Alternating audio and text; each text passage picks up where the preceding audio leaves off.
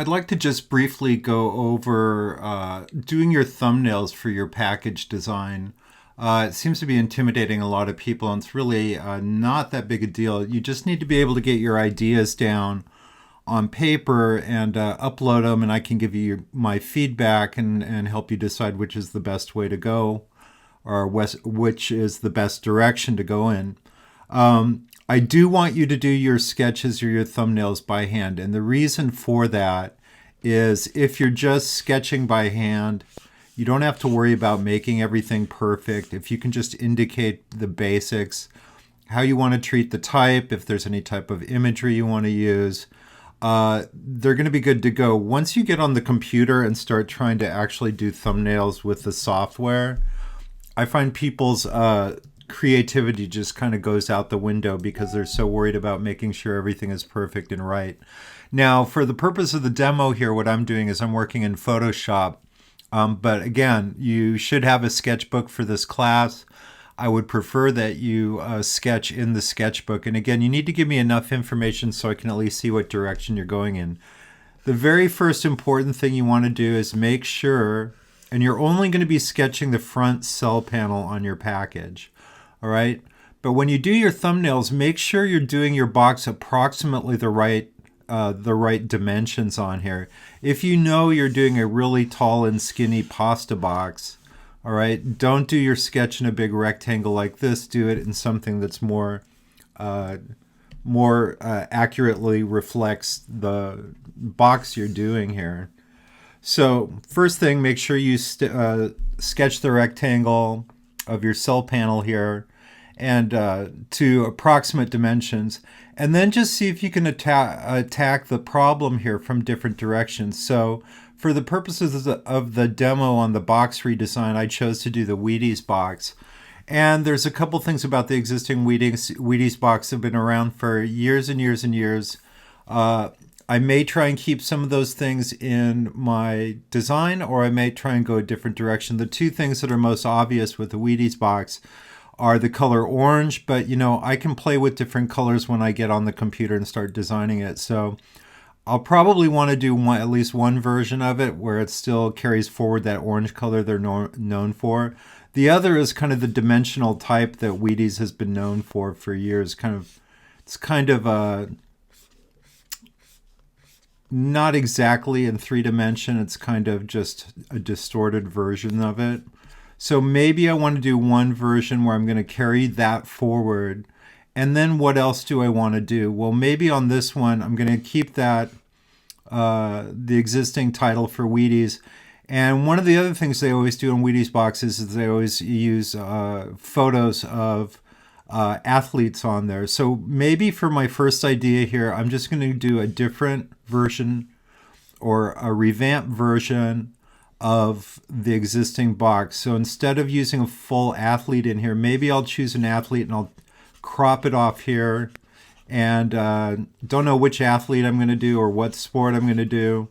But maybe I'm going to use some of the photographic techniques that we talked about as far as using mezzotints or colors or other type of photographic techniques. So this could be one idea. And again, you just have to be able to get enough information here. I've got like an athlete. I don't know. Is it a football player, basketball player? Is it we're going into, in theory, an Olympic year here. So maybe I do an Olympic athlete on that. So that could be maybe one idea. So idea two, again, I guess it would help if I actually did more of a rectangle here. So I've got my first idea is kind of just a updated version of what they already do. Another option I might want to do is do a version of the Wheaties box, but really focus on the name Wheaties and do a big type solution for this. So what I'm thinking is the name's been around for so long that I could actually get away with, let me make sure I spell it correctly here, breaking it up. So WHEATIES.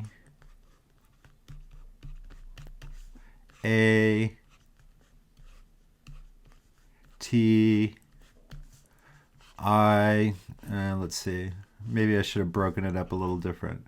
But the idea here is to do a really huge type.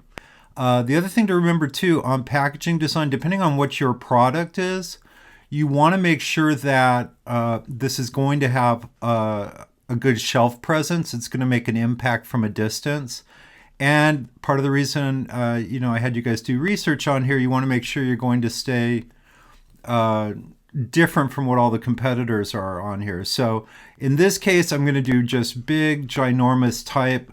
Now, within the type, maybe I'll do photos of athletes inside the type, or maybe I'll do imagery outside the type. Here I can have just a little bit of copy to kind of fill that up there. So this would be my second idea, doing a giant type exploration here. And then third option, and again, try and not just repeat the same ideas over and over again. If I've already decided I'm going to do a big type or a version of this with large type on here, maybe on this one, maybe I'll go with something where I do color blocking. So maybe I'll work the orange in here somewhere, do big panels of different colors, one of which would be that Wheaties orange. Maybe this one would be where I come up with a pattern. Maybe I'll make a pattern out of a W for Wheaties. And I can just indicate that. And maybe that will be over here as well. So I'm just using this to indicate my W pattern. So again, as long as you can walk me through your ideas, I'm going to be good to go. But I do need to see how you are planning on treating with the type on here, how you might be treating the product on here, and I'll give you a fourth example here. So on this one, maybe what I'll do is I'll do Wheaties going vertically here. I'm trying to draw vertically here. The more I think about that, that's not going to have enough shelf presence, so I'll just take that off here. And maybe we'll just do a whole new type treatment in a whole new shape. Maybe I'll just do kind of this kind of, here's an idea. Maybe I'll kind of mimic sports logos. So I'll do a little research and maybe look at some of the logos for a lot of the various athletic teams, basketball, football, baseball, hockey, whatever it is. Maybe that will be my type treatment here. Maybe there'll be a photo down here of an athlete. So again, here's photo. I'm going to do a pattern, do some romance copy there. That might be an option. And then I'll show you a fourth option here. Now, this is not something I'm going to do for Wheaties. But some of you may be doing products where you want to put a window. And once we do the thumbnails, I'll do a little tutorial on how you can actually build a window into your package here. Where do you see windows in packaging? Well, one of the places you see it most often is in pasta.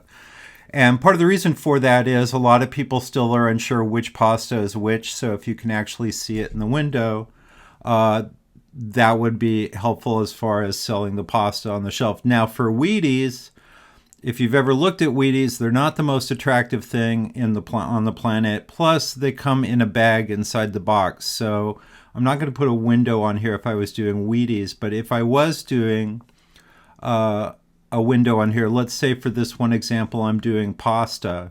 Well, here's the thing. You don't want to put a window near the bottom. And the reason for that is when everything ships, a lot of stuff is going to break. All the pieces are going to fall to the bottom of the box. So I don't want to highlight all the broken pieces of pasta or whatever it is else is in there. So maybe the window is a shape and it's in the center here. And you could just indicate this as being a window by putting an X through it. There's nothing that says this has to be symmetrical. So maybe I'm going to do a long, narrow window. Oh, I said don't show the bottom. So maybe what we'll do is have the window come down, not quite to the bottom. All right, and then you can indicate this as being a window and then put your title over here, whatever your pasta is, if that's what you're doing on here. When it comes time to build these and do the 3D renders on these, if you need photos of your particular product, if you need photos of pasta, or if you need photos of any other type of foodstuff, tea, let me know and I can get you some stock images and we'll be able to comp that in there.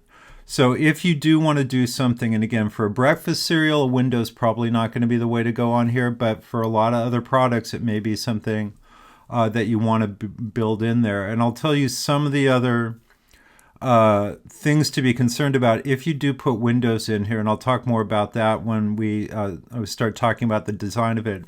The one thing you've got to be aware of is, remember, when you're putting a window in here, you're basically removing some of the structural integrity of your package.